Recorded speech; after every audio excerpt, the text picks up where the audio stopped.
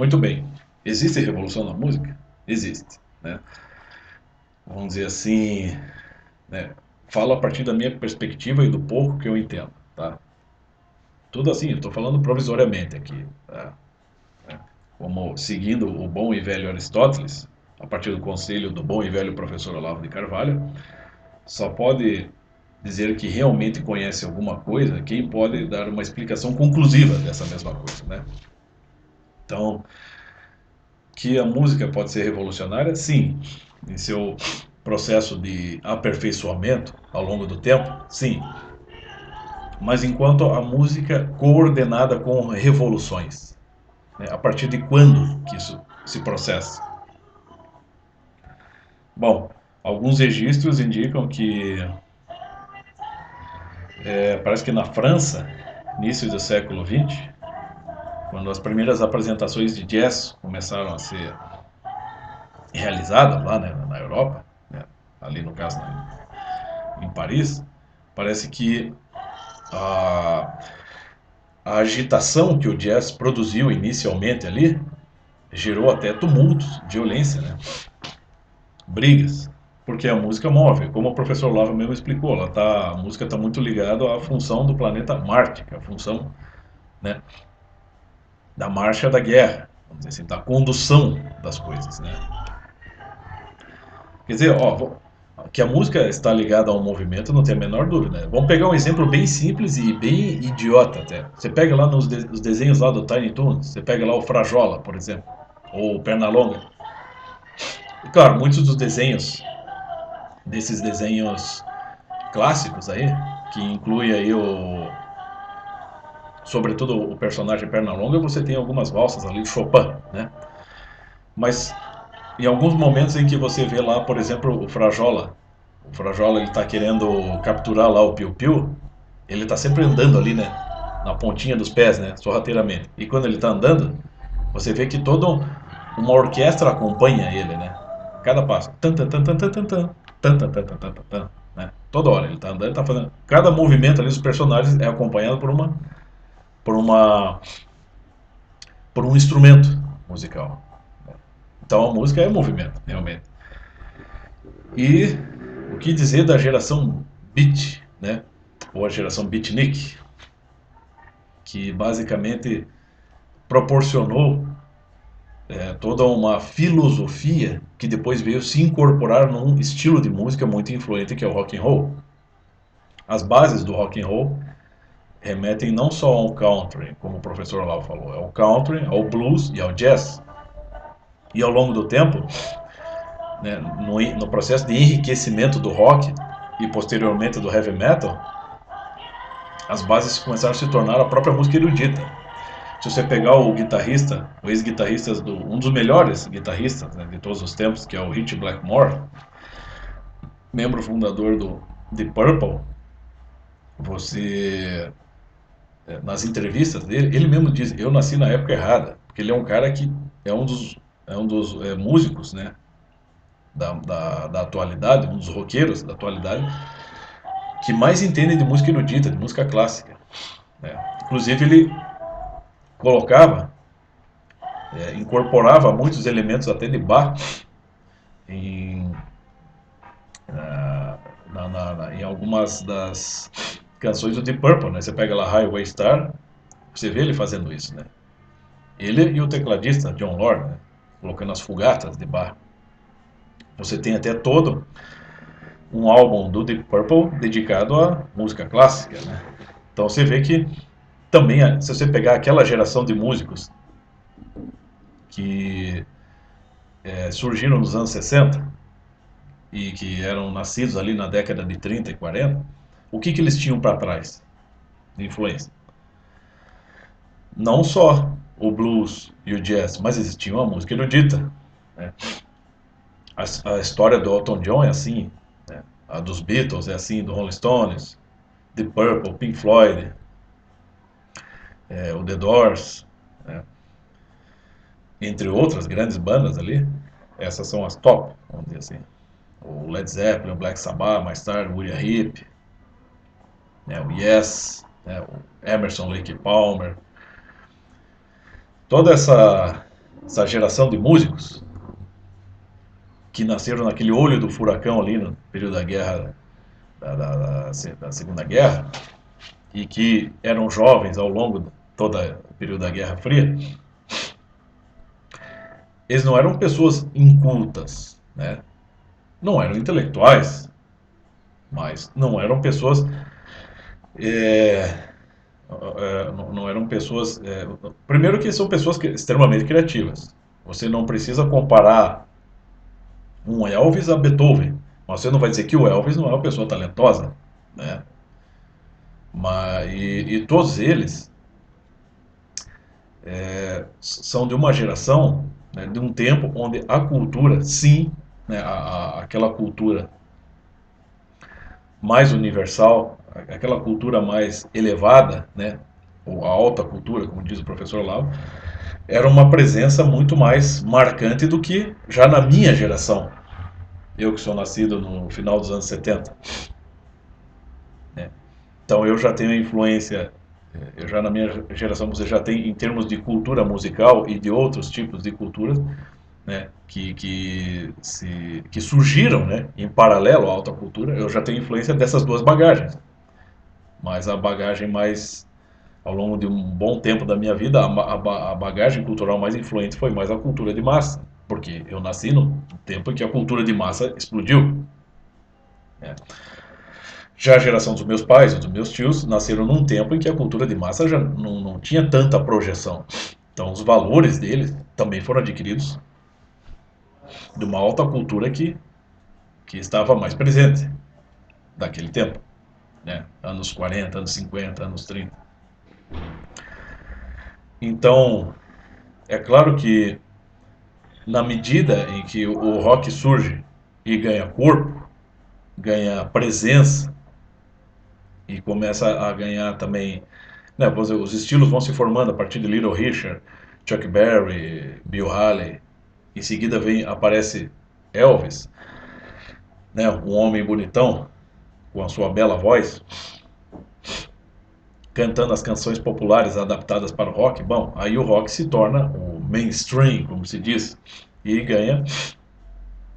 Então começa a ganhar, ele começa a receber muito mais investimento e torna-se marketing, né? Ele começa a vender muito. E se começa a vender muito, ele se torna uma presença muito mais intensa na vida das pessoas. E é claro que, como todo o processo de amadurecimento, né, da civilização, ele também tende a se atualizar, né, a se renovar.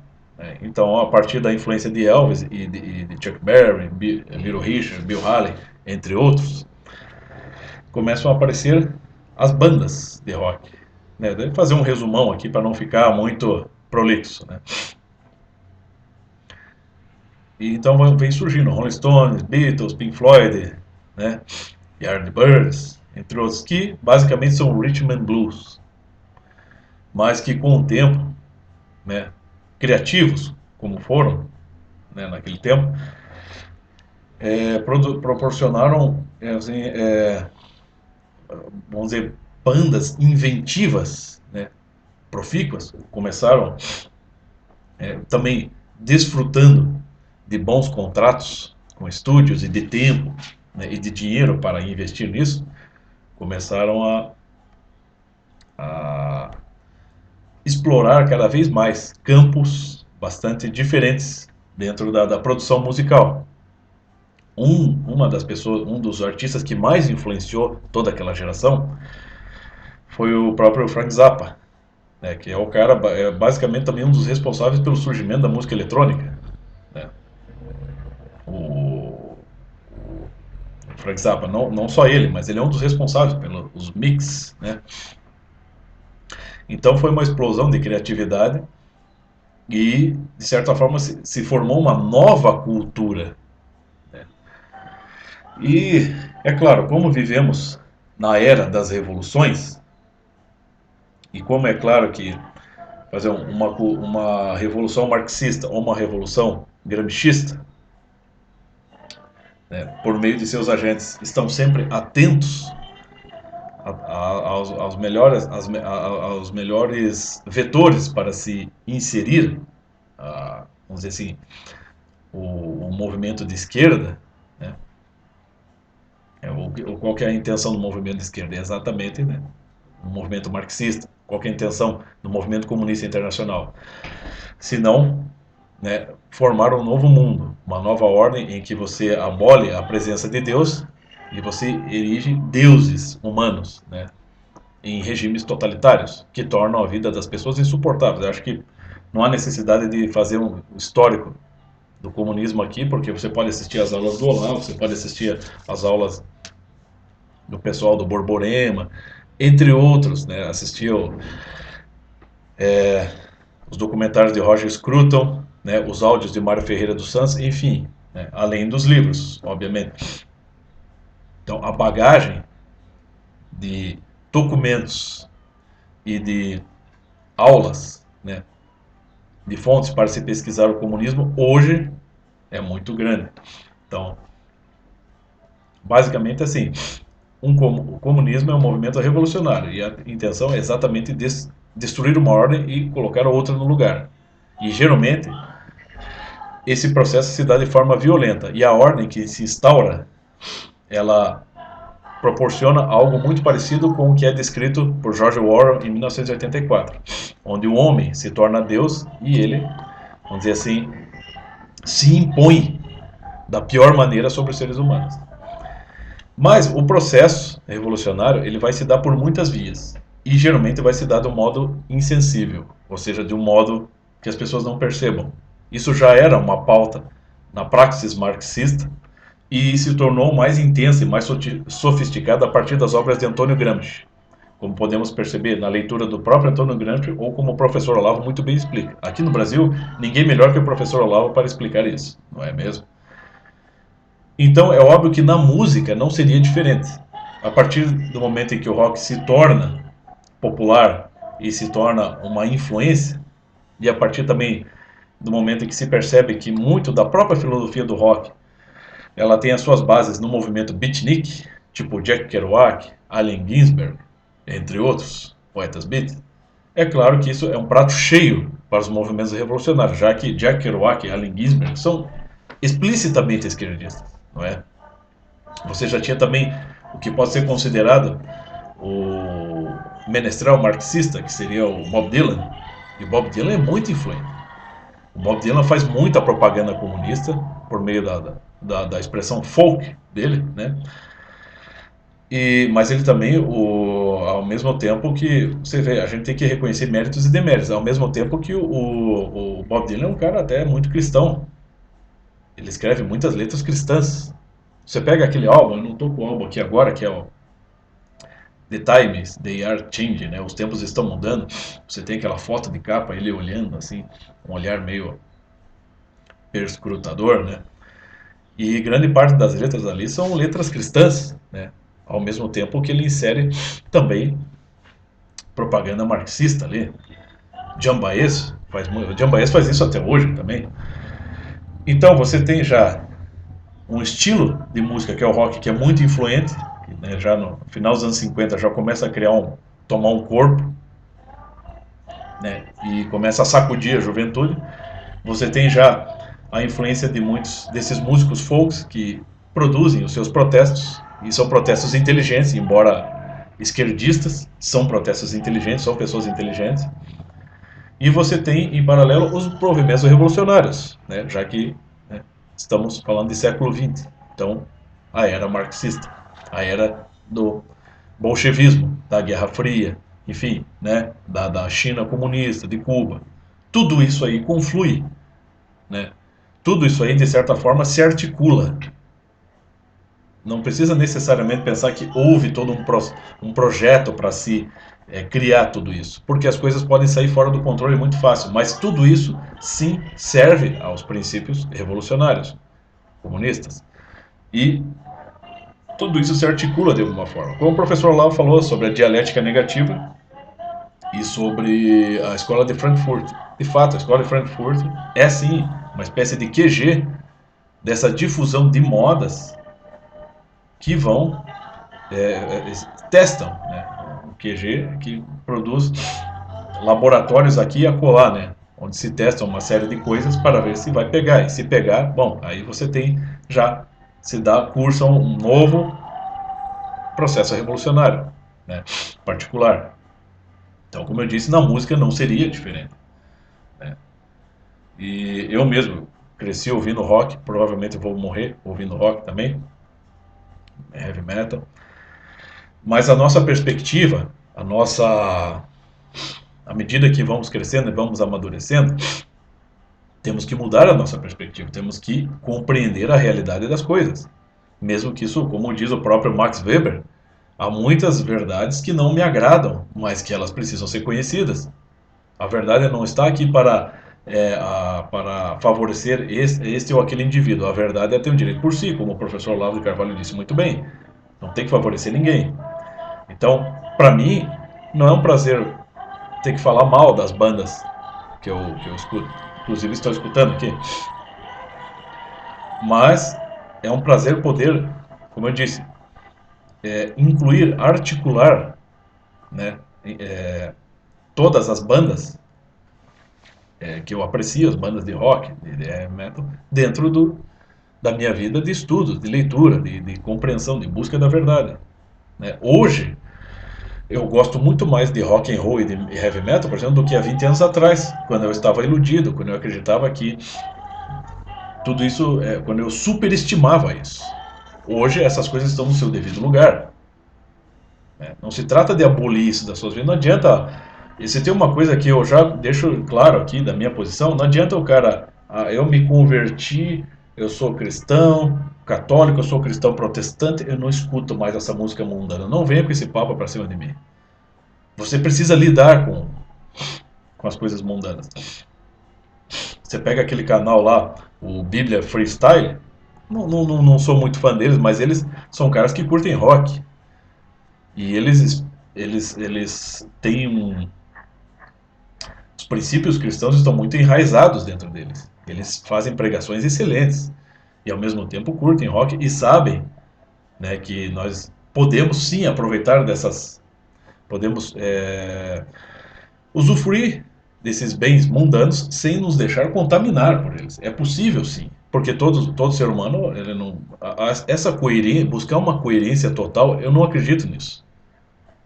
O modelo de coerência, cara, no século XX foi Adolf Hitler. Que é uma pessoa mais coerente com as suas crenças era Adolf Hitler. E ele não deixou de ser o que foi, né?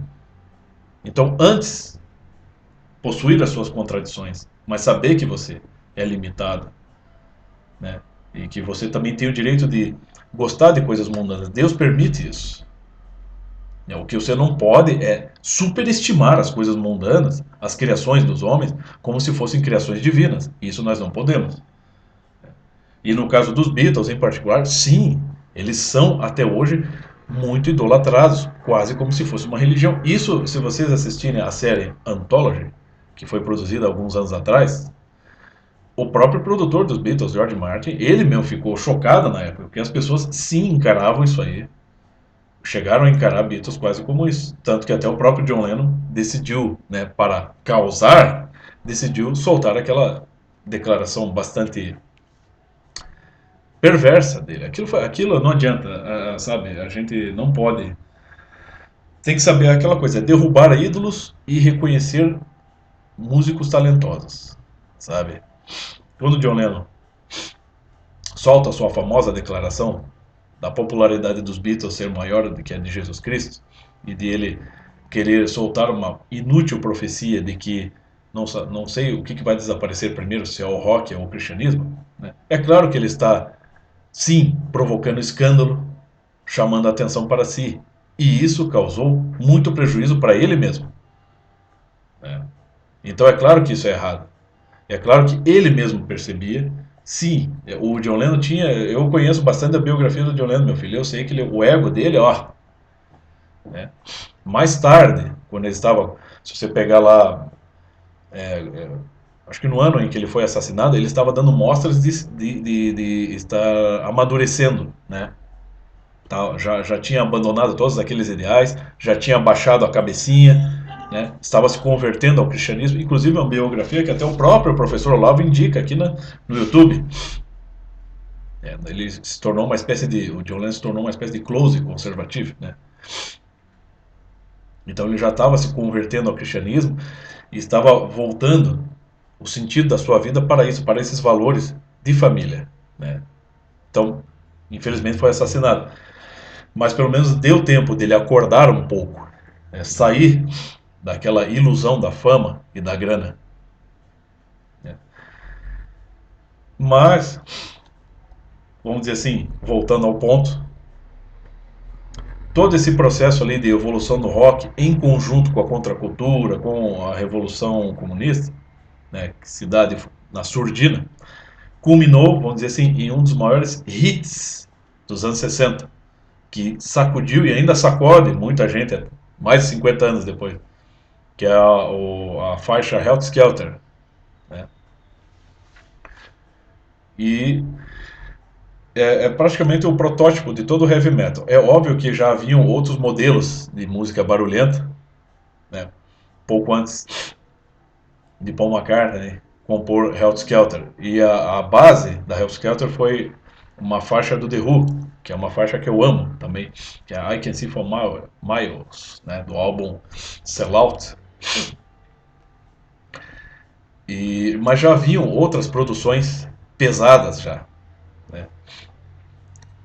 Você tem a banda Blue Chair, que já produziu um som mais pesado, mais radical. Você já tinha o próprio Frank Zappa fazendo um som mais pesado. O Rolling Stones, você já tinha a paródia ao Sgt. Pepper, que o Rolling Stones lançou, que é o Satanic Majesties. Você já tem uma música pesada e mais satânica ali, explicitamente satânica, né?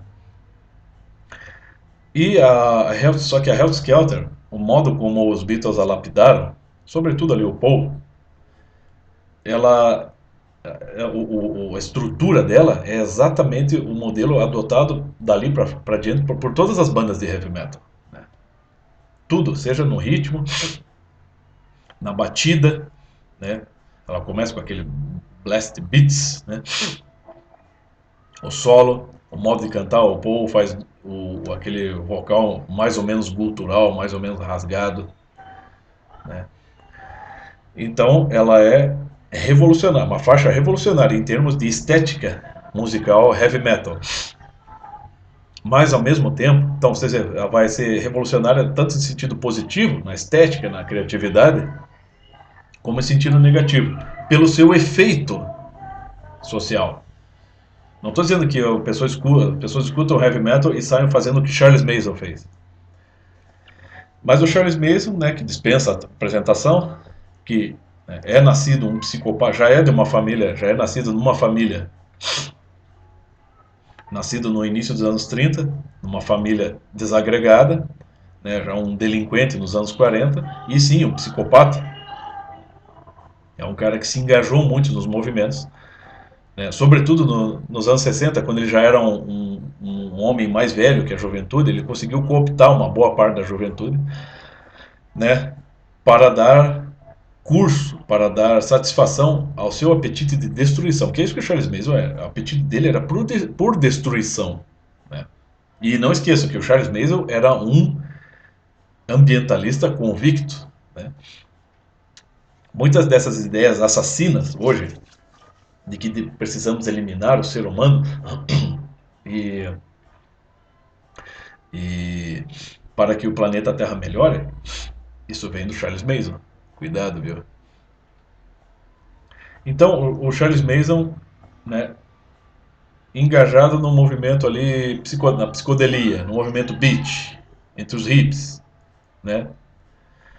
Sendo um cara perverso, muitíssimo mal intencionado, né? Com um apetite assassino e, vamos dizer assim, intuindo, sintonizado não só com a juventude e com a cultura de massa, a música de massa, mas também sintonizado de certa forma, direto ou indiretamente, com o movimento revolucionário. Pessoal, é aqui. E quem que era, qual que era, em termos de música, em termos de cultura pop, quem eram os tops? Eram os Beatles. E então, os Beatles lançam o White Album, né? que também tem positiva e negativamente revolucionário. Então você pensa assim, no meio, o White Album foi lançado em 1968, né?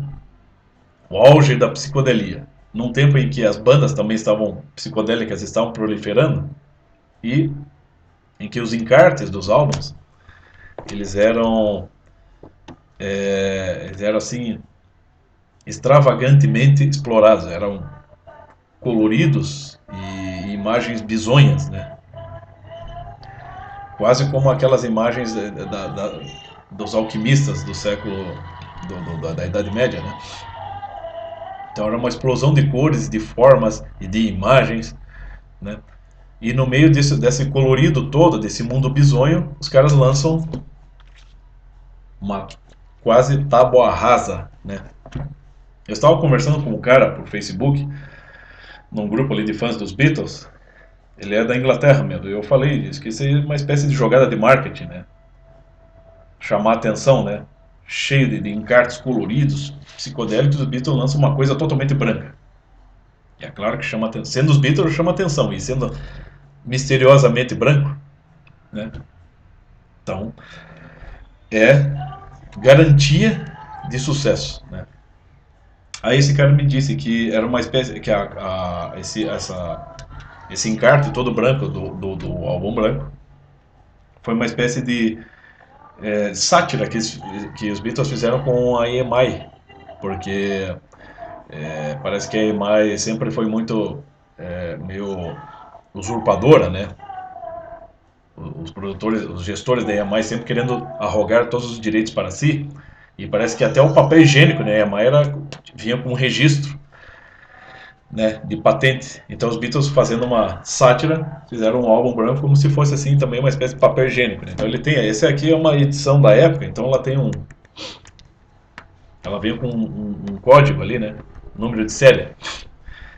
Então esse é um dos álbuns icônicos dos anos 60 e até hoje é um dos que mais vendem. E ele é um álbum extremamente revolucionário, tanto em termos de som, com certeza, mas também um pouco em termos de mensagem. É claro que o Charles Manson usou o álbum branco basicamente como uma bíblia para, para as suas intenções ali com a família Manson, que ele criou ali com os hippies. E você veja só, né, gente? O movimento hippie, que era aquela coisa, paz e amor, que muita gente até hoje tem uma imagem disso, poxa, os hippies só queriam paz e amor, era aqueles protestos pacíficos, né?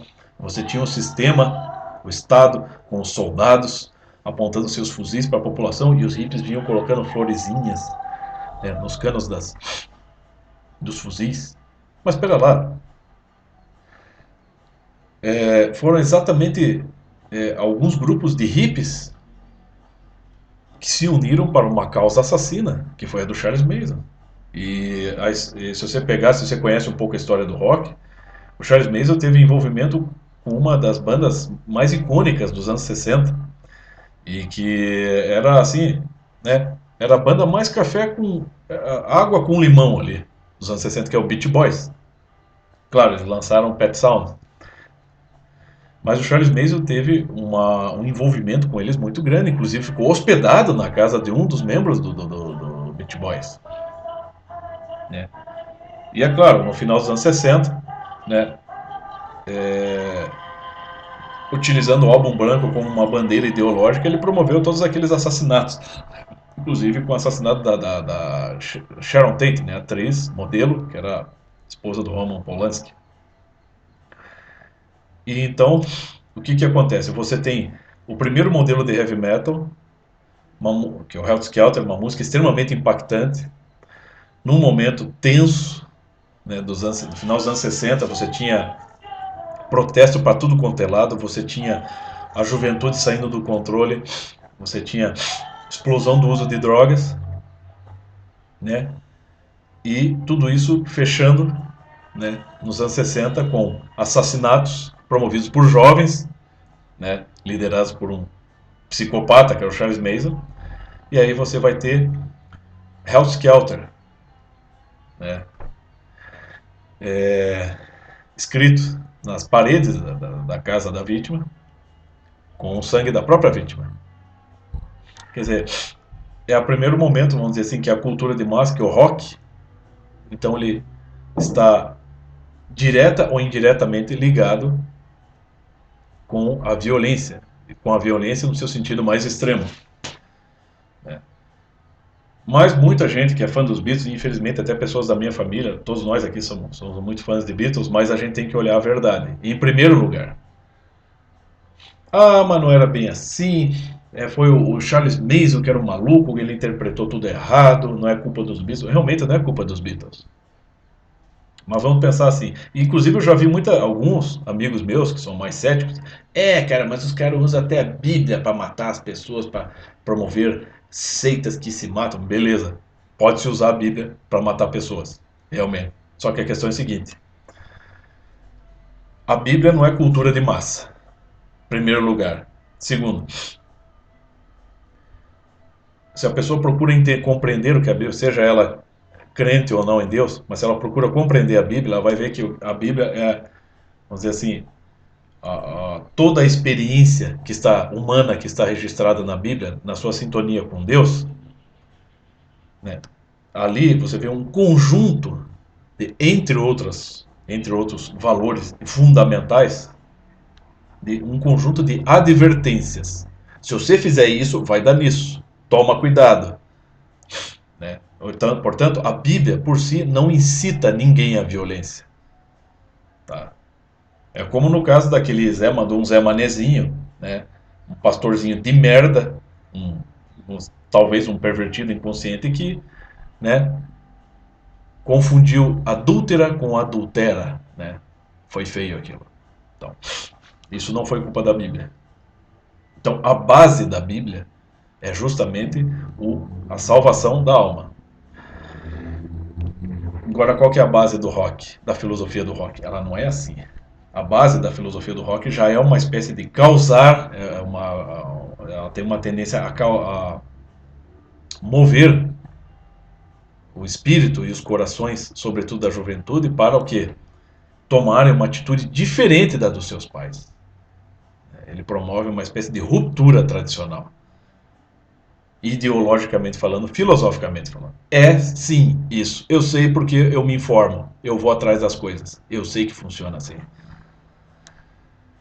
Então, como o professor Olavo também explica, o Roger Scruton explica muito melhor que o professor Olavo, porque a música, sobretudo a música pesada, o heavy metal, ela causa um impacto. Ela é feita para causar um impacto. Ela é feita para mover as pessoas. Se você tem até as marchas de guerra, isso é para mover as pessoas. Isso é um grito de guerra das torcidas organizadas nos estádios, onde culmina tudo isso.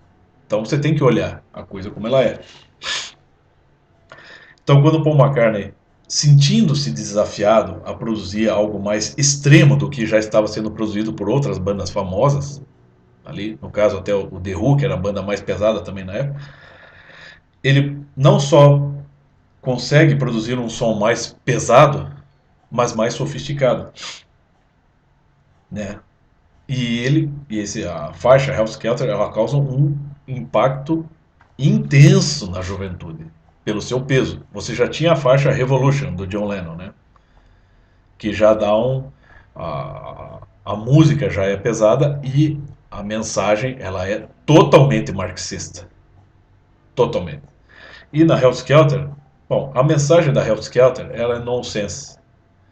Mas a faixa Hell's Skelter, sim, ela causa um impacto no espírito e naquele momento, né?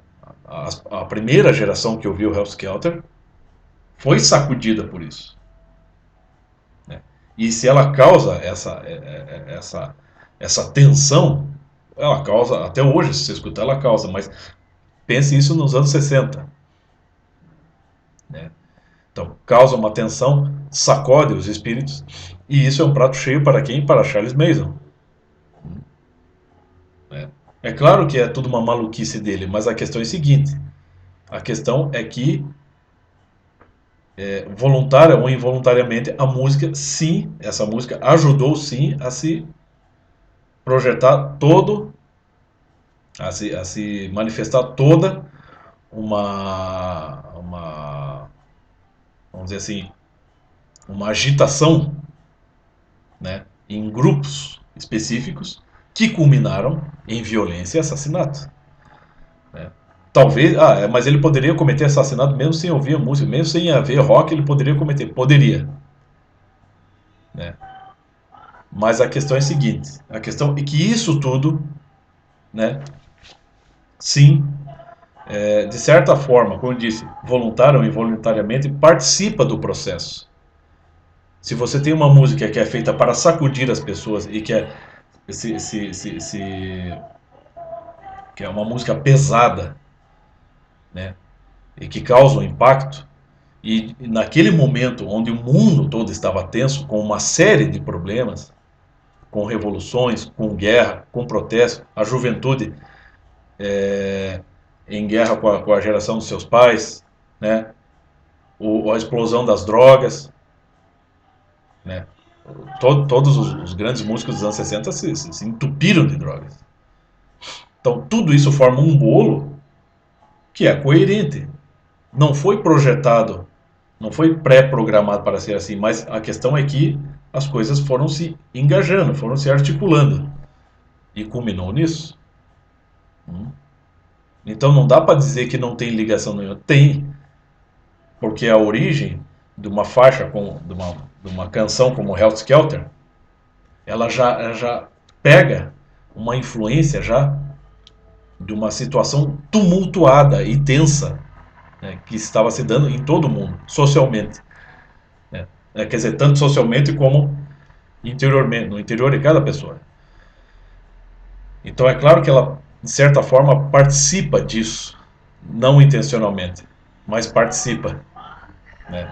E ajuda a intensificar-se toda aquela, ajudou a intensificar um pouco aquela violência, sim.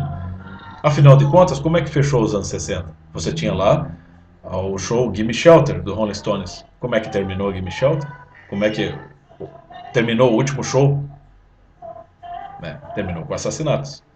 Você tem até, acho que até em algumas revistas antigas que eu tenho aqui de história do rock, você tem lá o próprio Bertrand Russell. O Bertrand Russell era meio maluco. Bom, Bertrand Russell, perto de Mário Ferreira, de Roger Scruton e de Olavo de Carvalho, é um moleque. Mas perto de mim o cara é um grande filósofo, né? Porque eu sou só um estudante. Então, tem uma avaliação dele que eu acredito bastante interessante numa dessas revistas. É que ele disse que a música estava começando a atrair a violência. Né? Ela estava começando direto ou indiretamente, favorecer a violência por causa da agitação que já havia, a agitação social histórica que já havia e, né, a própria música já vinha, já expressava um espírito agitado. Então é claro que tem, quando o cara vai gravar uma canção, quando um Bob Dylan vai gravar lá Blowing the Wine, né? Ele lança todas aquelas questões que são bastante significativas. Bom, ele está sentindo algo, né? Algo ali nele está se agitando dentro dele, ele procura expressar-se num estilo, num lirismo, né? Numa sonoridade. Então a música ali, por exemplo, do Bob Dylan, ela tem, a Blowing the Wind, ela tem um espírito. Na hora que ele a gravou, ela está dentro do espírito, dentro de uma inspiração, de um acontecimento, de um movimento da alma. E aquele movimento da alma, aquela expressão da alma dele, né, naquele momento, está ali registrada na canção, naquele som. Né? E aquele som expressa não só uma intenção, uma inspiração, mas um estado de espírito. No caso, um estado bastante meditativo, preocupado. E a Hell's Skelter expressa o quê? Expressa exatamente o espírito agitado. Não pode dizer que só usou de uma técnica para produzir um som. Não, você tem que entrar na onda, meu. Você tem que entrar naquela agitação. Senão não sai. A música tem um espírito. Cada gravação tem. Tanto que Se você pega mais tarde as apresentações do Paul McCartney, ele tocando Hell's Skelter, não é a mesma que está na faixa gravada. Não tem aquela mesma tensão, aquela mesma. Não está carregada com toda aquela bagagem de estado de espírito. O mesmo que ele que ajudou ele a produzir a canção. Né? Então tem um estado de espírito, sim, e esse estado de espírito, bastante agitado do compositor, ele está engajado também com toda aquela agitação fora dele. Né? É um refinamento de dentro para fora, de fora para dentro. Nós participamos disso. Né? E ele sendo jovem, no caso o Paul McCartney sendo jovem, e sim, envolvido com as drogas, como ele estava, é claro que ele participou disso. Você não vai dizer que ele estava querendo manter a calma e nem lançar uma mensagem para que os jovens se acalmassem, que os jovens se tornassem mais serenos, mais tranquilos. Não, se ele lança Hell's Skelter é para agitar mesmo. E diante de toda aquela tensão, isso só faz a coisa se intensificar. Então é óbvio que voluntário ou involuntariamente, sim, ajuda a proporcionar toda essa violência. Não tem como escapar disso, não tem. E para quem tem dúvida, eu vou ler um trechinho aqui desse manual, Marxismo-Leninismo, escrito por um padre ucraniano. Eu vou traduzir porque ele está em francês aqui, tá? É só um pequeno trecho. Tá. Desde o primeiro momento, todas as escolas foram declaradas escolas do Estado. E lá se defendia o ensinamento, as crianças eram privadas do ensinamento da religião, ou seja, eram proibidas de se ensinar a religião nas escolas, e havia uma tendência sistemática de corromper a juventude, de atrair, né, de incitar todos para as danças, para as músicas e para os jogos. E tudo isso se completava com uma intensa propaganda ateísta fanática. Ou seja, o que ele cita ali? Danças, jogos, música. E você vai dizer que muitos dos músicos dos anos 60 não são frutos disso aí? São, porque isso aqui foi escrito antes dos anos 60. E isso aqui está explicando como é a influência marxista-leninista, né, que se dá pela praxis marxista e que se espalha por toda. Você vê que essa coisa ela pode ser tão perigosa que outro dia eu estava assistindo ali aquele canal, o canal do um rapaz que só fala de metal extremo, acho que é o Barbone, e ele estava entrevistando o pessoal dois membros da banda brasileira Torture Squad, que é uma banda de heavy metal, né, thrash, estilo Sepultura, assim, meio death metal, meio Sepultura. E você vê que eles estavam ali todos querendo criticar o sistema, os políticos, né, essa exploração toda, e faziam referências ao Facada Festival, né. Então lá esse moleque, né, que é esse tal do Barba aí, ele ele começa o vídeo falando assim, aquele negócio da facada com o Bolsonaro tinha que virar moda, né, cara? Todo mundo, né? Tinha que tomar facada estocada ali. Né? Ele falou, citou todos os políticos, direita, esquerda. Mas quando você assiste a entrevista que ele realiza ali com os dois membros do Torture Squad, você vê que aquelas pessoas, eles se mostram indignados com o sistema político, com essa crise, essa corrupção toda, né, que se dá no país em diversos estratos. Mas você não vê, mas o modo deles falar e o modo e o visual deles mostra que eles não estão preocupados com isso, eles estão preocupados mais com as suas convicções, né? E com o seu bem-estar apenas. Eles só se utilizam desses ali, porque tudo que eles falaram a respeito da situação política no Brasil são todos lugares comuns, são todos clichês, é coisa que qualquer um fala. Até o Gari fala, o Zezinho que vende ali tomate ali na esquina fala a mesma coisa. Então você vê que são pessoas que não estão por dentro realmente do que está acontecendo, eles só conhecem a superfície. Mas você vê que esse troço essa coisa de se inculcar de geração em geração a ideia de ser contra o sistema, de se tornar, de se colocar como um revolucionáriozinho, com uma pessoa que pelo menos sabe, tem a intenção de soltar o seu protesto, ela pega. Você vê que o cara chega a dizer este absurdo de que as pessoas deveriam, essa coisa da facada deveria pegar moda. Por que que ele não faz isso? Porque pelo menos o Charles Manson, né, que se engajou profundamente no movimento revolucionário, consciente ou inconscientemente, bom, ele fez isso. Ele pegou a faca e foi lá e ele mesmo participou disso. Agora esses caras não, eles ficam ali, eles querem assistir de camarote isso, mas eles mesmos não fazem. E eles não se dão conta da tremenda bobagem que eles estão falando. São todos irresponsáveis, é tudo moleque. Então esse canal Barbônica é um canalzinho para moleque, né? Mas você vê que nem o pessoal da banda ali, do Torture Squad, nem esse, o Barba, são capazes de compreender a situação. Não têm a menor ideia do que está acontecendo. Eles simplesmente se sentem indignados. Mas eles estão preocupados muito mais com as suas carreiras, com o seu ganha-pão, com o seu visual, com mostrar uma, uma imagem de pessoas beneméritas, pessoas que